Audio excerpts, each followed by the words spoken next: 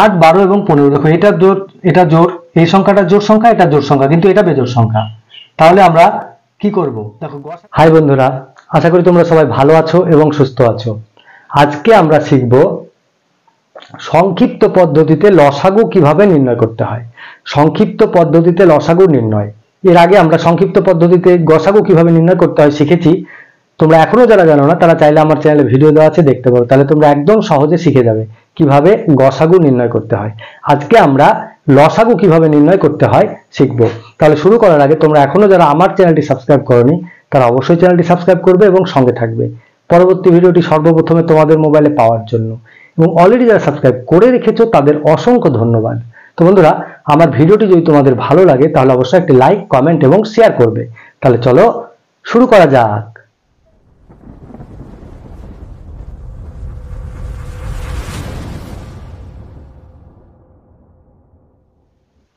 তো বন্ধুরা, আজকে আমরা সংক্ষিপ্ত পদ্ধতিতে কিভাবে লসাগু নির্ণয় করতে হয় শিখবো। তাহলে চলো দেখে নিই। তো বন্ধুরা, আজকে আমরা সংক্ষিপ্ত পদ্ধতিতে লসাগু নির্ণয় শিখবো। এর আগে আমরা গসাগু কিভাবে নির্ণয় করতে হয় শিখেছিলাম। আজকে আমরা লসাগু শিখবো।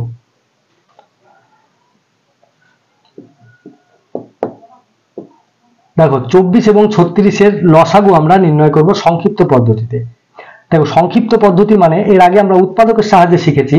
উৎপাদকে আমরা একটা একটা সংখ্যা নিয়ে করেছিলাম, কিন্তু যখন সংক্ষিপ্ত পদ্ধতিতে করব তখন আমরা দুটো সংখ্যারই একসঙ্গে উৎপাদক নির্ণয় করব। ঠিক আছে? তাহলে 24 এবং 36 একে আমরা উৎপাদকে ভাগবো। দেখো, দুটোই জোড় সংখ্যা, সুতরাং আমরা 2 দিয়ে দেবো। 12 দুগুণ 24, 18 দুগুণ 36। দেখো, আবারও জোড় সংখ্যা, সুতরাং আমরা 2 দিয়ে দেবো। 6 দুগুণ 12, 9 দুগুণ 18। এবার দেখো, 3 দিয়ে দেবো। 3 দুগুণ 6, 3 তিরিক্ষে 9।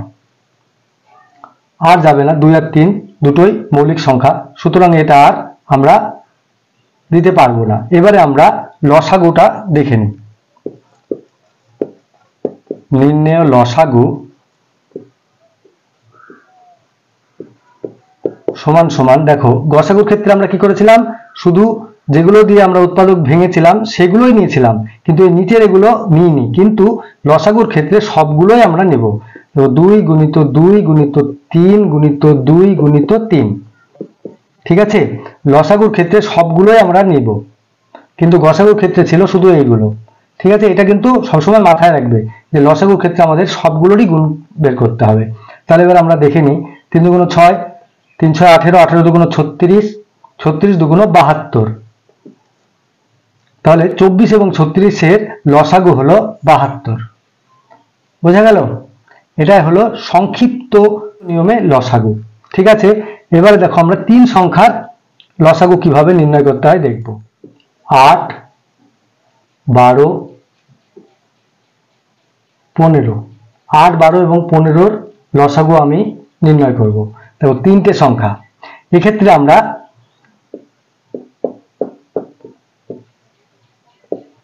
8, 12 এবং 15, দেখো এটা জোড়, এই সংখ্যাটা জোড় সংখ্যা, এটা জোড় সংখ্যা, কিন্তু এটা বেজোড় সংখ্যা। তাহলে আমরা কি করব? দেখো, গসাগুর ক্ষেত্রে বলেছিলাম কি 3টেই জোড় হলে আমরা 2 দিয়ে দিতে পারবো, কিন্তু দুটো সংখ্যাকে গেল, একটাকে গেল না, তাহলে কিন্তু গসাগুর ক্ষেত্রে আমরা নিতে পারবো না। কিন্তু লসাগুর ক্ষেত্রে আমরা যে কোনো দুটো সংখ্যাকে দেওয়া গেলে আমরা নেব। তাহলে এখানে দুটো জোড় সংখ্যা, তাহলে আমরা 2 দিয়ে দেব। 4 দুগুণ 8, 6 দুগুণ 12, আর এটা যা আছে বসে গেল, 15 বসে গেল। আবারও দেখো, দুটো জোড় সংখ্যা, আবার 2 দিয়ে দেবো। 2 দুগুণ 4, 3 দুগুণ 6, 15 বসে গেল। এবার দেখো, এখানেও 3 আছে, 3, আর এখানেও 3 পাচ্ছে 15, 3 দিয়ে দিতে পারবো।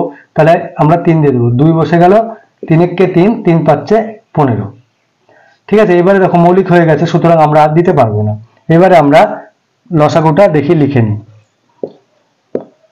নির্ণেয় লসাগু সমান সমান, তাহলে আমরা লিখবো কি 2 গুণিত 2 গুণিত 3 গুণিত 2 গুণিত 5 গুণিত 1। ঠিক আছে? সবগুলোই লিখে নিলাম, দিয়ে এবার আমরা গুণ করে বসিয়ে দেবো। 5 দুগুণ 10, 3 10 30, 30 দুগুণ 60, 60 দুগুণ 120। এই হলো লসাগু। 8, 12 এবং 15-র লসাগু 120। বোঝা গেল? আর একটা কথা তোমাদেরকে বলে রাখি যে মৌলিক সংখ্যার লসাগু সবসময় দুটো সংখ্যার গুণফল হয়। ঠিক আছে, দেখো আমি করে দেখাচ্ছি।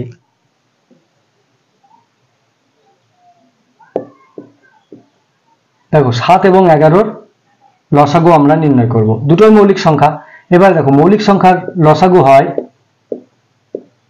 এটাকে কোন সংখ্যা দিতে হবে? 1 ছাড়া অন্য কোনো সংখ্যা দিতে পারবো না। ঠিক আছে, তাহলে আমরা 1 দিয়ে দিলে 7 আর 11, বোঝা গেল? তাহলে নির্ণয় লসাগু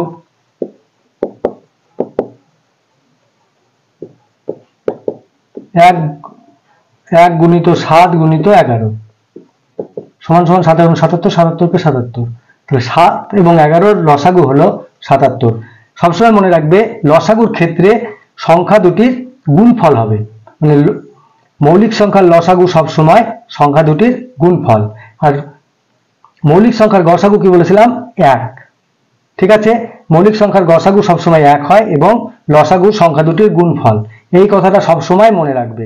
তো বন্ধুরা, আশা করি তোমরা বুঝে গেলে কিভাবে আমরা সংক্ষিপ্ত পদ্ধতিতে লসাগু নির্ণয় করলাম।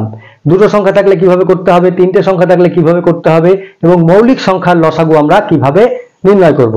তাহলে ভালো থাকবে, সুস্থ থাকবে, মন দিয়ে লেখাপড়া করবে, অঙ্ক প্র্যাকটিস করবে, যত প্র্যাকটিস করবে তত শিখবে। আজ তাহলে আসি, টাটা।